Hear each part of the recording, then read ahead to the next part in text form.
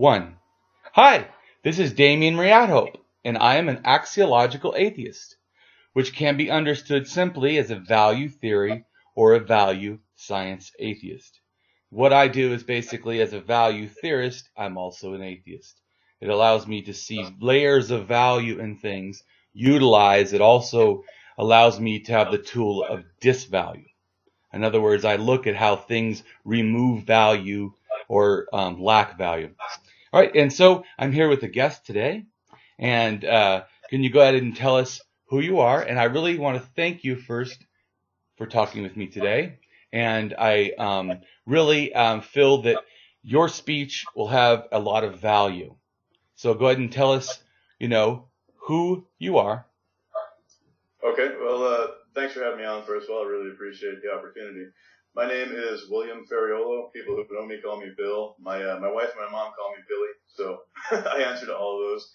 I'm a philosophy professor. I teach at San Joaquin Delta College. I've been there for about 21 years now, and got a new book out. Maybe we'll talk about it a little bit later on. We'll see, but it's called Meditations on Self-Discipline and Failure, Stoic Exercise for Mental Fitness. And as I say, very pleased to be on your show and very happy to answer any questions you may have or that you think might be useful for your audience. Well, I really appreciate that. And in fact, your book is what actually inspired me to want to have you on the show. I really feel like that, especially for me personally, I don't even care about how other people see it, but for me personally, I really want to help the atheist movement the best way I can. One of the things that I feel is lacking is the opinion of philosophy universally as having this value that it can add. And I really also like the extra step that I feel your book takes, and the fact that it actually shows that philosophy has tools for self-help. And even though I didn't go into philosophy or, the idea of thinking about philosophy and stuff to try to have self-help, I personally did benefit and got self-help.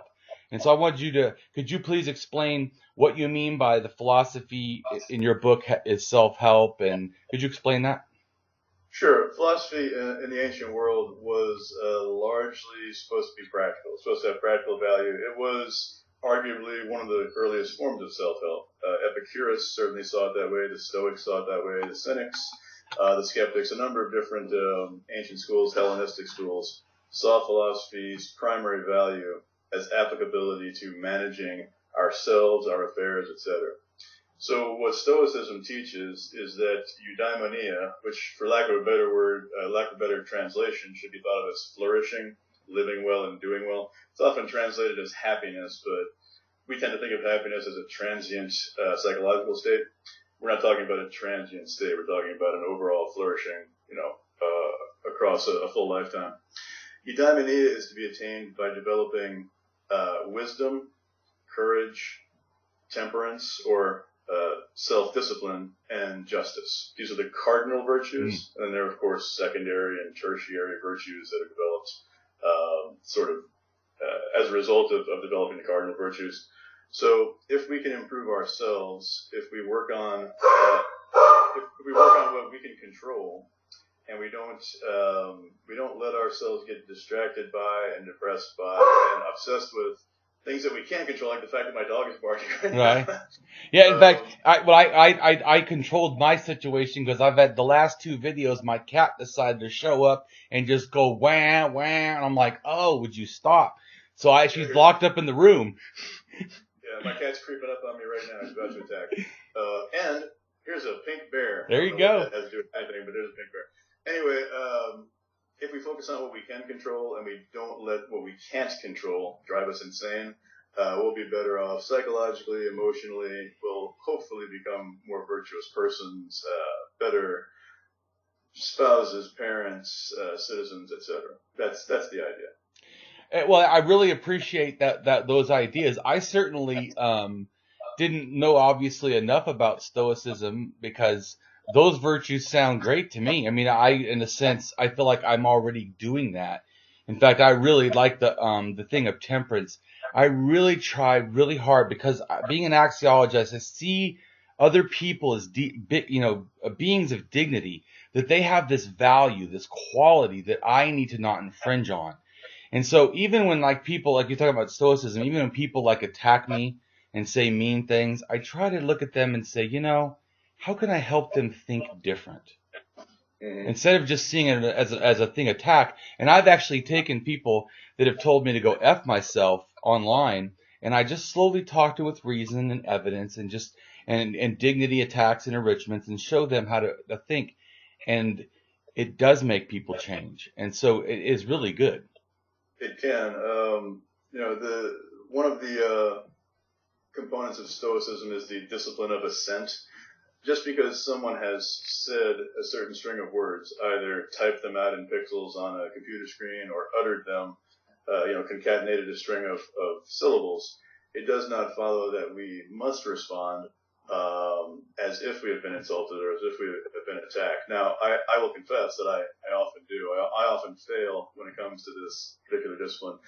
But the Stoics advocate that we always try to maintain a rational distancing. Just because someone or something presents itself as a threat or as an attack or as an insult, it does not follow that we have to respond in kind or that we have to absorb the insult. We don't have to sort of take on the psychological or the emotional damage that was intended. We don't have to be complicit in that. You can call me anything you want. I don't have to be harmed by your words. Yeah, I do the same thing. I didn't know that was in a sense a form of stoicism that I guess that I'm doing, but because I have people do it, and like I said, what I do is I hear their intent instead of what they're saying. Like they're trying to hurt me, but why? Is it because they're uncomfortable with their life? Is it because that I've said something maybe I need to check? That even though they're talking to me is rude, maybe I actually did something to deserve it. I don't always assume that every time that I'm presented with a offensive opinion that it's not possibly correct. Oh yeah, that's something that we all have to consider. Anytime someone hurls an insult at me, once the initial impulse to respond in kind has passed, and hopefully more often now than before, it passes without me actually responding in kind. I hopefully experience the impulse and don't act on it a little bit more frequently. But I always ask myself, well, was the accusation accurate? Right. If someone hurls an insult in my direction, it turns out that on the occasion that they called me, whatever, fill in the blank, if I was in fact behaving that way, then they've done me a service. Right. They've drawn my attention to a flaw in my character. If, on the other hand, if I do my honest best to assess my behavior, and if I think that the insult is just inaccurate, well, then they've simply got a false belief, and that need not be my problem. I don't have to get upset about the fact that someone has misperceived or misunderstood. So there's really no rational justification for getting upset at things people say to us or about us. Doesn't mean I don't do it sometimes, but when I do, it's a failure on my part. The way I see it. I would just, for me personally, that statement seemed too global. You said I shouldn't ever. Well, I don't agree with that. In other words, like let's just say that I do things to in a way to try to psychologically damage you. I have a psychology degree. It's not impossible that I can't get into your mind and do things with the intent to harm you, and you actually be harmed. In other words, you operate to me in your phenomenology. In other words, we operate to me. I think of it in not totally probably philosophy terms you used to, but I see out of our eyes. In a sense, we live in our eyes to me. In a sense, I don't think we live in our head and our thinking really. We don't really live in we think our heart or our body, I would say, to me. We live like in our eyes. In other words, to me, we walk around almost as a continual optical illusion. We have life, but we have it not all the correct details. In other words, like if I said right now, what is all in the room behind me? You probably didn't see it or whatever because you're focusing on me. In a sense, I feel we kind of lose ourselves, but we feel we're constantly at this full awareness.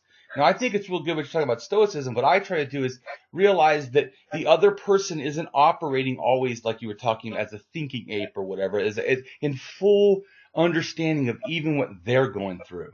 And I just try to be compassionate for me personally, because I go, you know what? I want to be a good person. And that doesn't mean that I should be so easily harmed. Because to me, I'm not saying that you can't be. That's all I was saying about your point. It's not that you can't ever be. I do agree that we're benefited most if we can try not to. But that's not the same as we have no ethical right, no obligation to, or right to, or experiential, awareness of something that could be harmful said by someone else.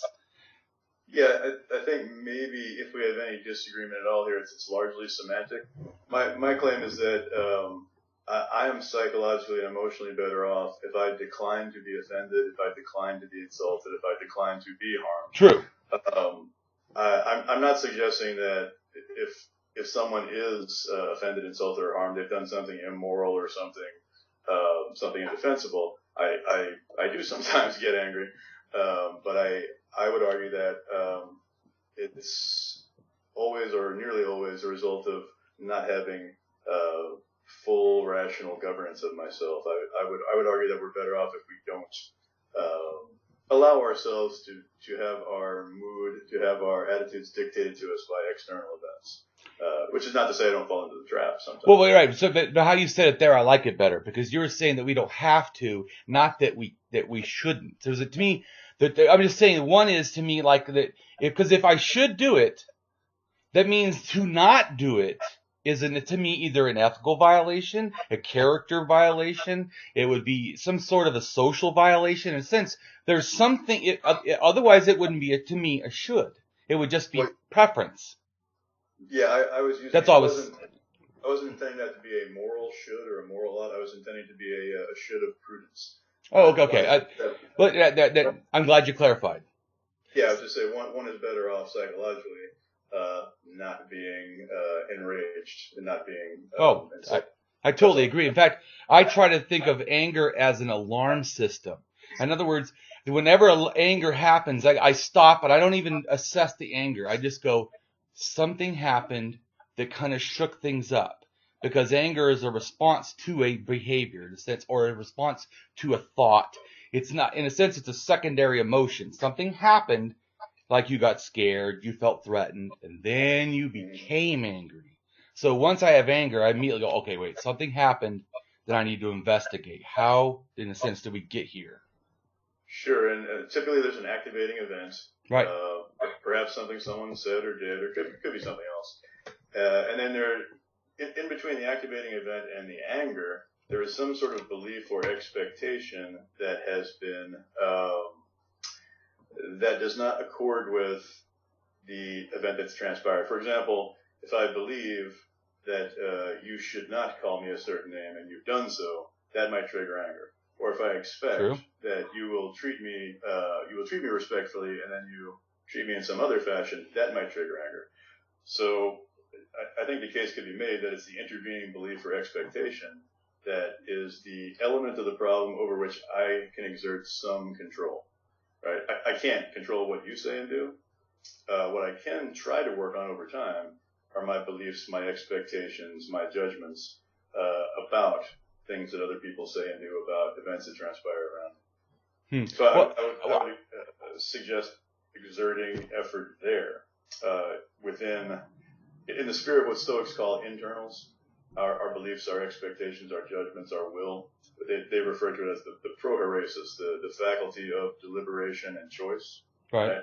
That's where I can exert some influence that can hopefully improve my response to the vicissitudes of the human condition. And so I would also say, I hear a lot of people say, not just what you said, but because you, in what the words you said that you don't have control over other things. And I personally don't totally believe that. I find that people say that because they're not very good at persuasion.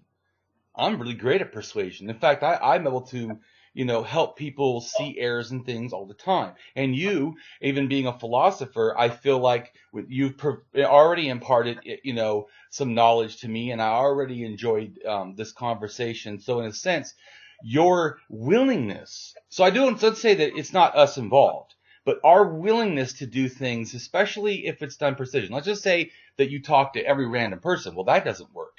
So you have to be rational in how you choose your thing. So then you did manipulate the situation to get better by doing things that were productive towards that end.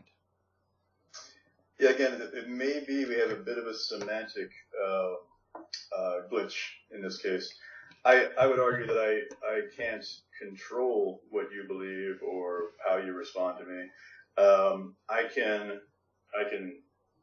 speak to you in various ways. I can behave towards you in various ways. I can't control your response. In many cases, I can anticipate your response.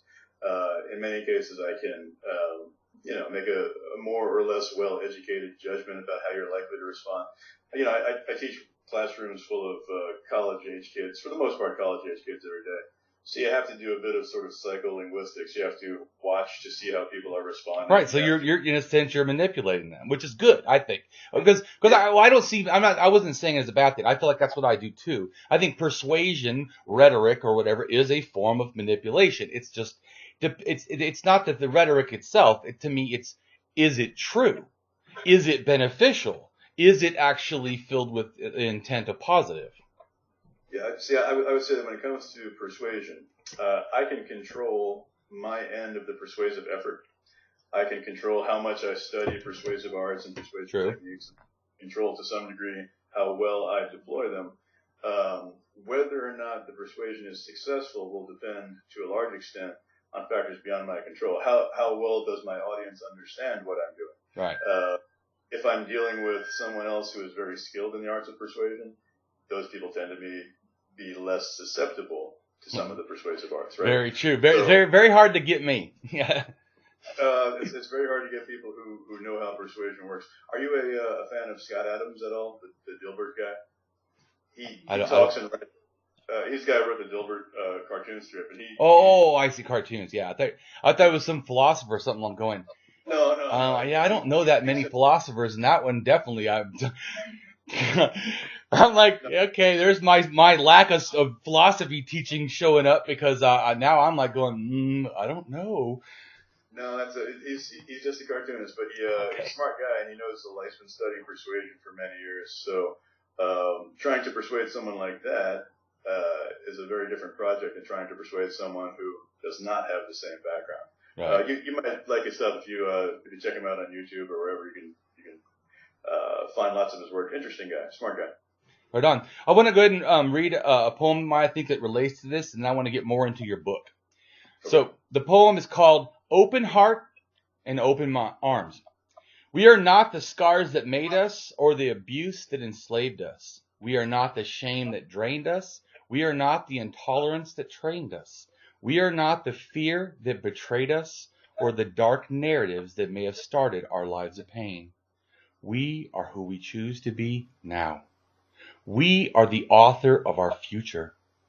It will be as full of hope, light, and love as we help it have. Like how a hard seed can turn into a tree, I too must move past the pain inside of me to welcome my new life with open arms and an open heart, ready to receive, but also to give love freely. You write a lot of things like that, right? Yeah, I write a lot of stuff. Because my goal is to try to change the world. So you said that. That's why I was saying about. Funny when you said you can't change things. That's actually my goal. I'm a radical, and I know that it's impossible to spread all of my radical ideas. But I know it is impossible for people to stop the spread of all or some of my radical ideas. That may well be correct. My goal is to work on myself and improve myself. The world's awfully big for me, but I hope that if I can become more virtuous over time, that it will have an indirect effect on others or an indirect influence on others. But I don't know. Changing the world's a big project. Good luck to you. Well, to me, I feel like that. There's a for me in general, just like a philosophy, I feel is a beneficial tool that it is already available, but not very many people are not taking it. And they're actually going against philosophy, saying it's not important. I'm like, but not important. That's like saying thinking is not valuable. Reason, worthless. Well, unfortunately, there are people who say things like that. There are even people teaching at universities who say that reason is worthless, or that there are no objective facts, or there's what some people refer to as postmodernism is largely the rejection of the idea that reason is an especially useful tool, or that there are objective facts to be discovered, etc. I'm not that. Yeah. No, I'm not on that train either. That's for sure. So could you go ahead and tell us more about the book and what inspired you to write it? I know you're already in the field in a sense, but you want to tell us? I've been interested in Stoicism since my early to mid 30s. I discovered I had an anxiety and depression disorder that I inherited from my dad. I had two brothers who I think probably both also inherited the disorder. One of them a few years ago killed himself as a result, largely of this condition. And it just became clear to me that the way I was living my life, especially inside my head, was not sustainable. I was often angry. I had a difficult time sleeping. I was frequently involved in needless conflicts and so on. And I encountered Epictetus and the discourses of Epictetus, and it resonated with me. It rang a bell. I knew there was something really valuable to be found here. So I read everything I could find by Epictetus, Marcus Aurelius Seneca, read some of the earlier Greek Stoics, and then read a lot of the contemporary commentators on Stoicism, people like A. Long and John Sellers and William Irvine, and I became sufficiently interested that after reading through the Meditations of Marcus Aurelius one more time, I guess it was in 2016, I decided that I would try to do the same thing for myself. His meditations were really for his own consumption. They were published posthumously. So I just decided to sort of write down my thoughts about different events that transpired and how I had responded, how perhaps I could have responded better. And after a while, I realized that I had a collection of meditations here that might be useful to persons other than myself. So I got the idea of perhaps publishing them, kind of looked around to see if anyone might be interested in publishing, and I found John Hunt Publishing, and about a year and a half later or so, here we are, and it's out now, and I hope it does some people some good. It's called Meditations on Self-Discipline and Failure, because very early on in the process, I realized that my journal was largely a journal of how I had failed repeatedly, failed to be reasonable, failed to maintain self-discipline, to conduct myself in virtuous fashion. And the manner in which I had failed, the ways in which I had failed, I suspect are fairly common. I've told other people I have the advantage of not being particularly bright or being particularly special. I'm not very talented. I'm not very. You're funny. Well, thanks. But I'm pretty much an average guy. Yeah.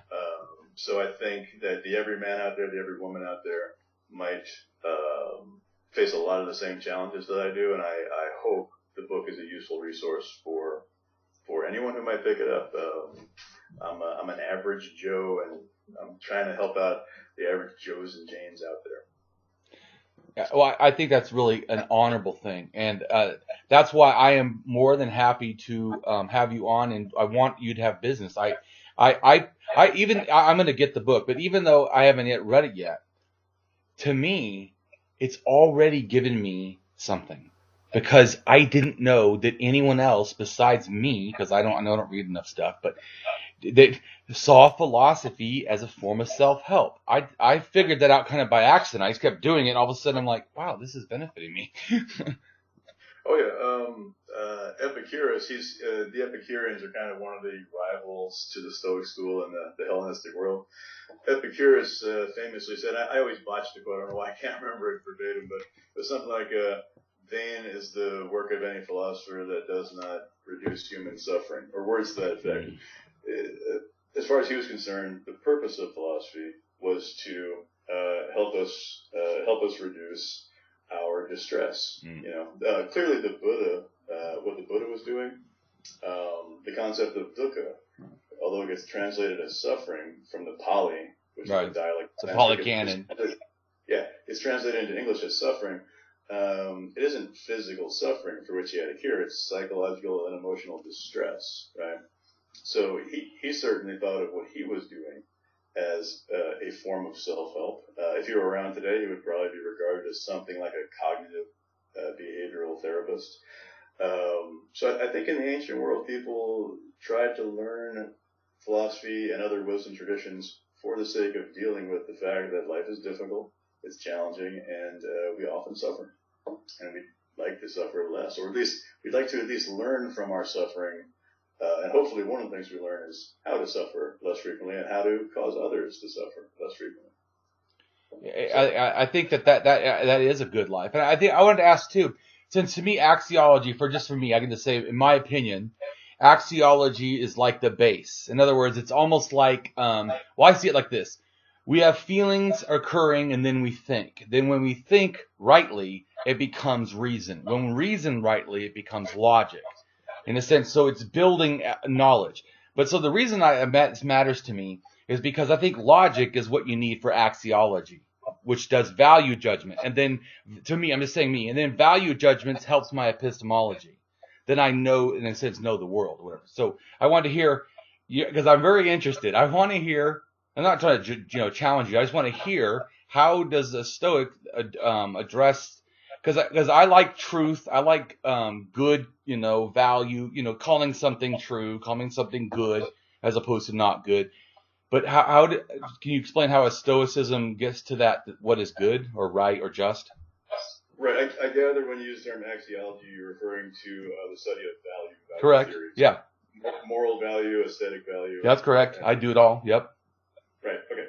So, according to Stoicism, that which contributes to eudaimonia, that which contributes to the attainment of wisdom and virtue, that is going to be valuable, that is going to be worthy of our pursuit, right? So, if we make ourselves, and of course we have to learn various facts about the human condition, about ourselves, about the world in which we find ourselves embedded.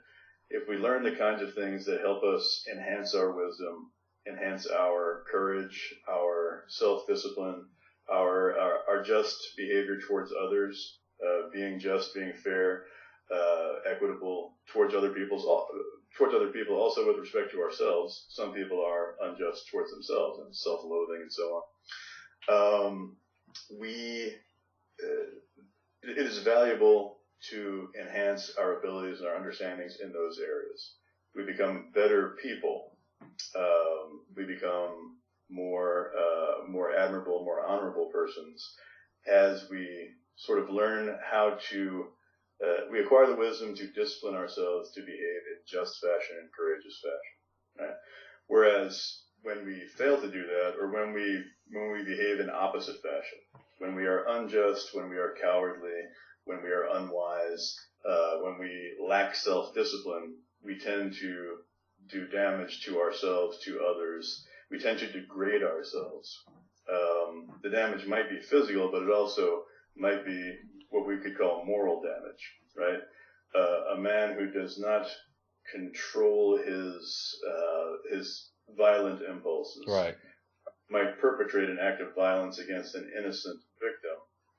The victim gets physically injured. The perpetrator degrades himself. The perpetrator makes himself into a lesser being. I agree. Right? If I attack a child, and if I attack and kill a child, obviously a hideous thing has happened regarding the child's family.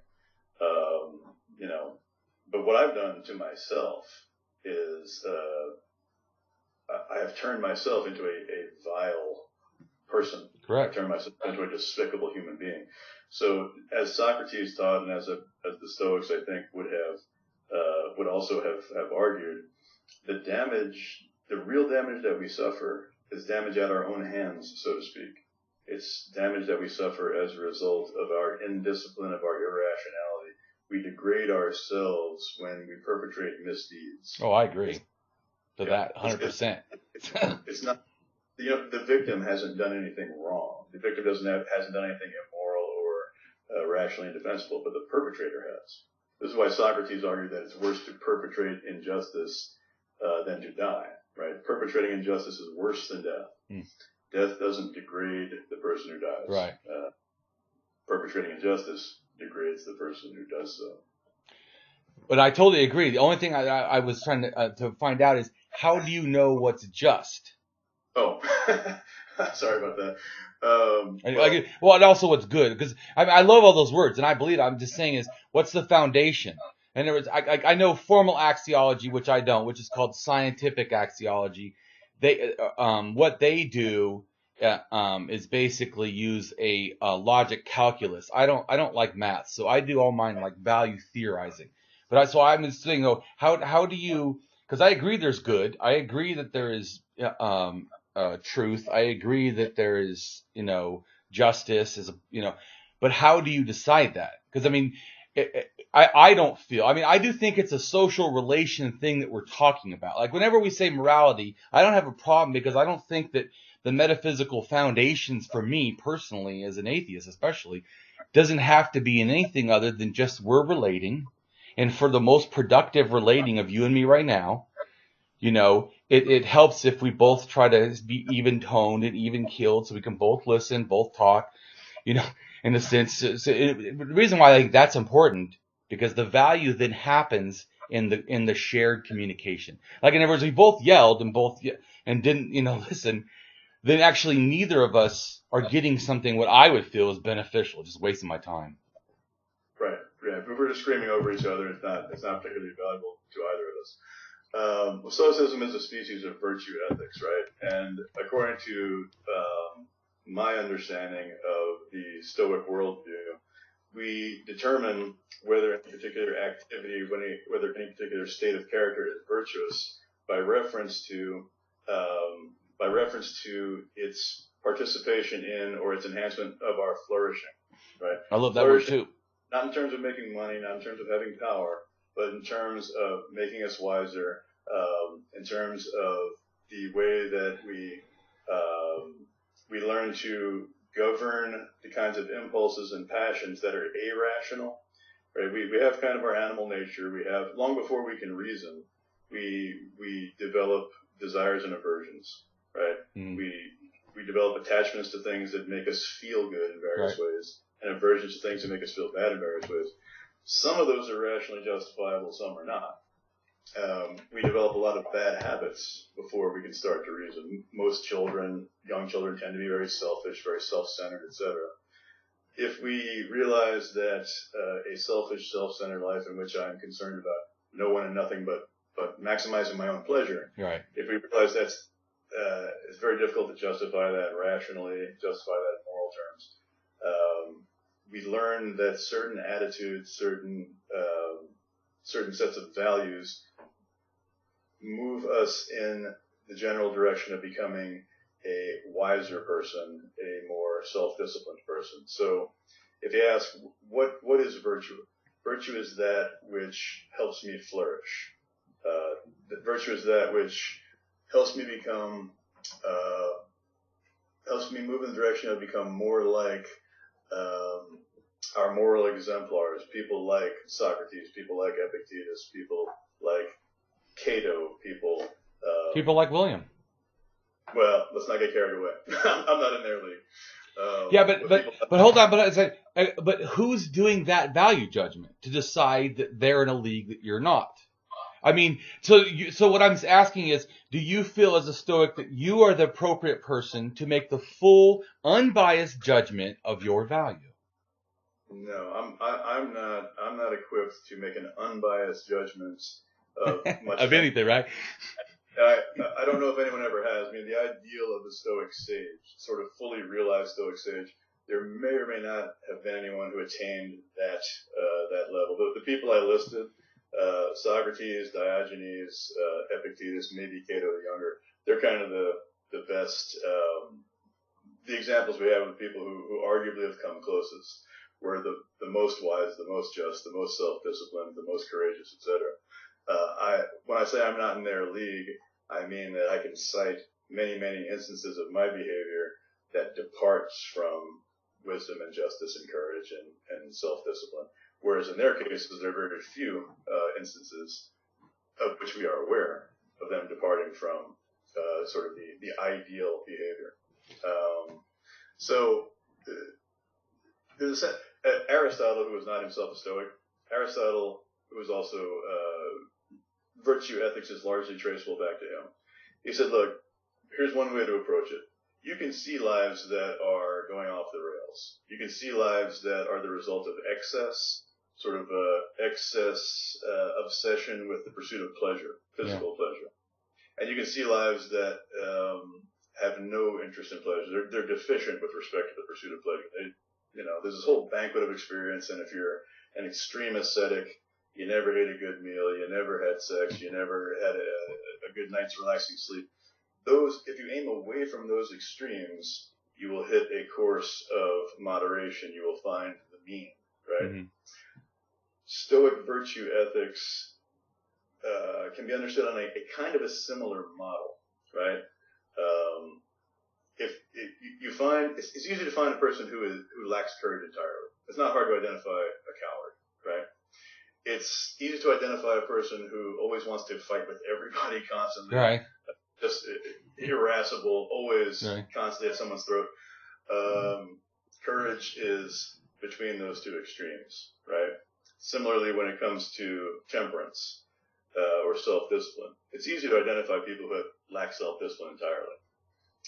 It's easy to identify people who are always disappointed in themselves at all times and indulge in self-loathing, right? Because they think they never measure up, they're never good enough. Aim away from those extremes, and you'll find something like temperance. So if you did temperance for your value, could you give me a reassessment, just rethinking? Because let me just give you some things that I see of what your value, and then you can assess how valuable that is. How's that? Okay. You're authentic. I find that to be the core value of a good character. Just to start with, like a base. As someone who is not authentic, I can't trust if I'm already having problems.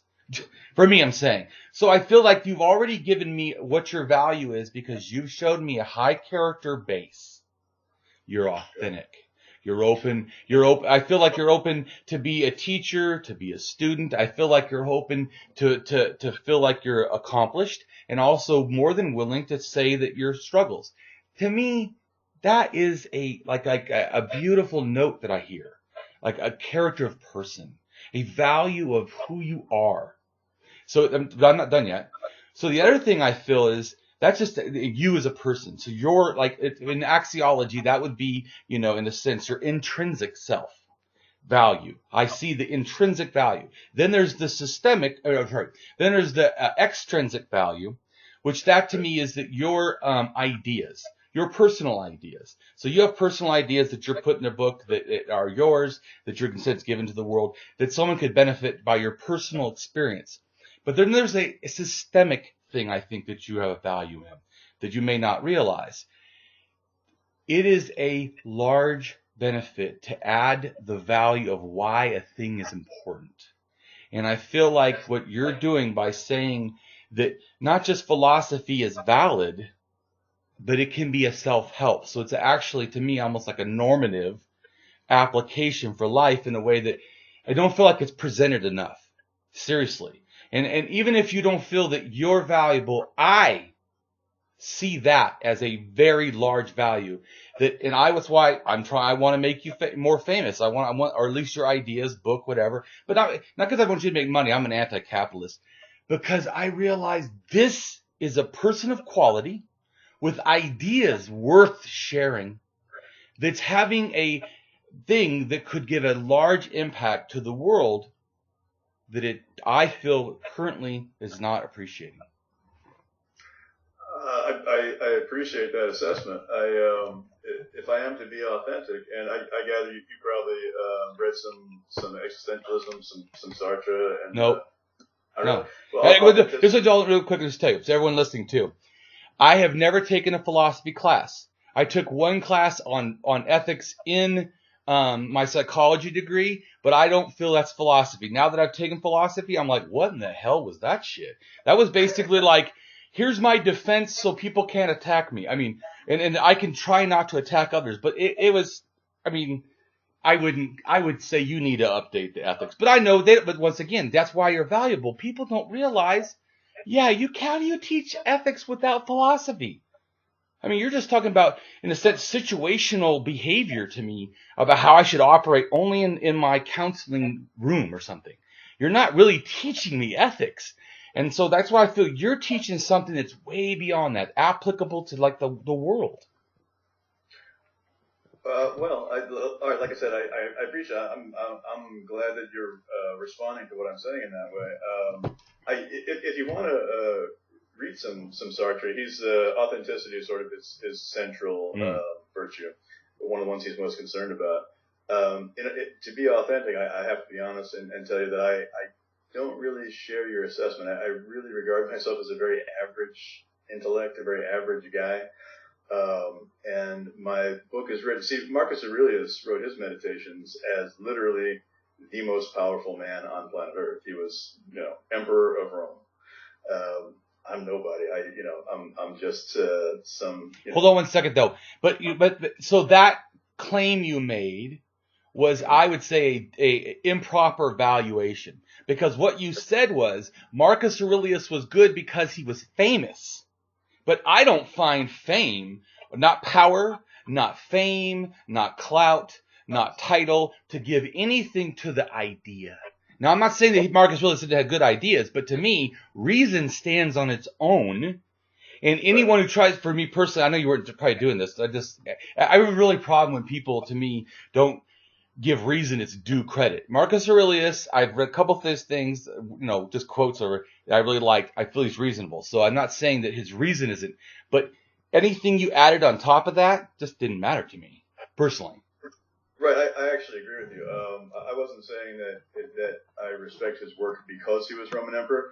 In many ways, it's in spite of the fact that he was an emperor, because he was very modest and he was a very humble guy, even though he was literally, politically speaking, the most powerful man in the world. No, the point I was making was that people might read Marcus Aurelius and it might feel a certain distance because, first of all, he lived 2,000 years ago, right, and secondly, he was emperor of Rome. Whereas, I'm still alive and kicking now, at least for the time being. I'm almost 50, so I don't know. Maybe I got some time left. We'll see. As I'm not an emperor and I'm not a famous person and I'm not a rich or powerful person, I'm hoping that readers will feel a closer kinship with me as just kind of an average guy. And if they see what I've written, if they read what I've written, then they think, okay, so this is applicable to my life. This guy's not that different from me. He's not a big deal. I'm hoping that's actually a benefit that attends the book. It's written by a fairly average dude. Well, and a dude that's funny. We already established that. Okay. I'll take that, I guess. And see, and I personally, as an axiologist, joy is something I feel like we're too afraid to do. Anger, we love showing. And then love, we're also kind of afraid to love like openly, and we're afraid to like care, like even like friends. I mean, how much benefit do we give from a hug or something? But how many guys, in a sense, like, don't want to hug another guy or don't want to, sit? Like I remember this reminds me when I used to go to the movies theater. My friend would always want to sit 2 seats down at least. So he was not. I mean, it looked bizarre. We're like.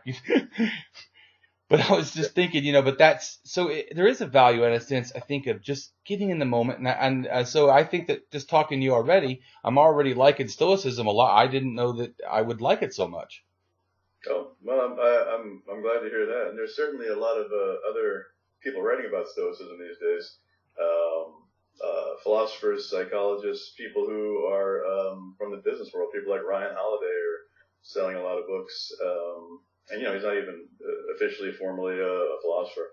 So there's a lot of stuff out there for you to read in addition to my book. And I can certainly recommend some sources to you and your viewers if you'd be interested. Yeah, please do. Any insight you have, feel free. Yeah, you probably want to read John Sellers in particular on the Art of Living. Ryan Holiday's got, I forget the exact title, 365 Stoic. It's like a Stoic meditation for each day of the year. Donald Robertson's got a book out called The Philosophy of Cognitive Behavioral Therapy. He's primarily a psychologist. William Irvine has a great introduction to Stoicism called On the Good Life, The Ancient Art of Stoic Joy. Pretty much anything by A.A. Long you can get your hands on. There's Moses Hadas, Pierre Hadot. They've got work that is either partially or entirely about Stoicism. The Inner Citadel is a great work if people want to pick that up. So there's a whole bunch of stuff out there. There's just people I left out. Chuck Chakrapani has got some books out recently. He's got something called, he calls it the Stoic Gym. It's sort of a workout, working out one's virtue and one's wisdom and so on. A lot of people out there writing good stuff. I almost I know I've left some people out, and I kind of always feel bad when I forget to mention. It'll pop into my head later, and I'll think, oh, I should have mentioned so and so. Well, if you do and you feel like it needs it, I'm going to put this on YouTube. I'm going to put it on LinkedIn, Facebook. I'm going to share it like in probably 4 of my pages and 3 of my groups, and so it's going to be all over the place. Oh, one more, Massimo Pigliucci. Yeah, he actually wrote an endorsement for my book, and he's got a book out, just came out a little bit before mine, called How to Be Stoic. He's a smart guy and certainly worth reading. So there's another one. Say more will pop into my head, I'm sure. But lots of stuff out there, lots of good stuff these days. Right. So let's kind of wrap it up. So is there anything that you feel that you should want to share with us? Like a passage from the book or something that was the most inspirational to you, or that has the most meaning? I would like to encourage people to explore Stoicism as just one component of a system of self-governance, self-rectification, self-management. You can study Stoicism and also be a Buddhist. You can study Stoicism and also be a Christian or a Jew or a Muslim, and you can study Stoicism and be an atheist or an agnostic or anything else. All the people that I just mentioned, all the works that I just mentioned are all eminently worthy of being read and being considered. My book, and just a little go ahead and sell it, man. Put it back, and move it back so I can see at the bottom part. Yeah, there you go. Yeah, Marcus Aurelius right there. That's a bust of him, and there's the title. I'm just one little cog in the machine. There's nothing special about me. I don't know if there's anything special about my work. If it is special for someone who reads it, that's great. If people read it and hate it, that's fine with me. That's okay too. I would really just like to encourage people to explore this ancient technology, this ancient worldview, this ancient value system, and try it on for size. Kick it around and see if it doesn't improve your life in a variety of ways. I think you might be surprised. Well, like I said, I'm already surprised, so you've already achieved that. All right. Like I said, I had a friend who goes, "Oh, I want to hear this," because because he's a philosopher friend of mine, and he's like, "Yeah, I don't know how do you get self-help with Stoicism." I was like, "Well, I don't know, but it sounds kind of cool." Well, show him this video, see what he thinks. Oh yeah. And don't be surprised if he says, that dopey guy with the big beard looks like he wandered off the set of Lord of the Rings. Pay no attention to him. You don't know what he's talking about. And you never know, he might be right. Maybe you shouldn't be. Well, I mean, to me, sometimes things are valuable just because of their use. To me, not because in a sense they have some, like say the idea of love or something. You know, people to me talk about it like it's like a being or something, or they you know, what? It's like to me saying fear. I mean, it is a feeling. It can be a good feeling and stuff, but I mean, I think that so it's good to use philosophy like you do and really analyze our thinking, because I think that it feels like, at least to me, maybe other people are different. My mind is real rational and also very irrational, and what I mean by that is it's smart enough to trick me into thinking that bad thinking could possibly be okay. But I've worked really hard, and then also I don't have the same. I'm very confident, like super confident. I have no anxiety. I have no depression. And my life was an absolute train wreck. I mean, I had extreme child abuse and stuff. So like I said, I already, I think that one of the things is I always tell people I was super violent, super angry, everything. But someone gave me kindness, and it was for no reason. Like there was no, I would like, in other words, they should have punished me. Yeah. But instead, they showed me profound kindness and understanding. It blew me away. It allowed me for the first time to say, maybe I could be looking at the world differently. I had assumed that I have to accept, everything. There's a thing in psychology called narrative therapy. In the sense we all have this narrative we read to people. And so that's something that I like to do, is talk to people and try to crack that up. Because I like authentic. I want to get the real you. I want to get passion. I want to get your heart. I want to get, because then I'll know if I can like you. To me, and then I see the quality of your character. Okay, now right. Things can come and go. In other words, they could be mad one day, not mad. You could say the wrong thing, the right thing. But if I know who you really are, then it helps me understand the world. Yeah, and that person who unexpectedly showed you that kindness when you were expecting the opposite, the fact that changed your life in the way it did, we all potentially at least have the power to do that for someone else. Yes. We all have the power to pass that along. So I think that's a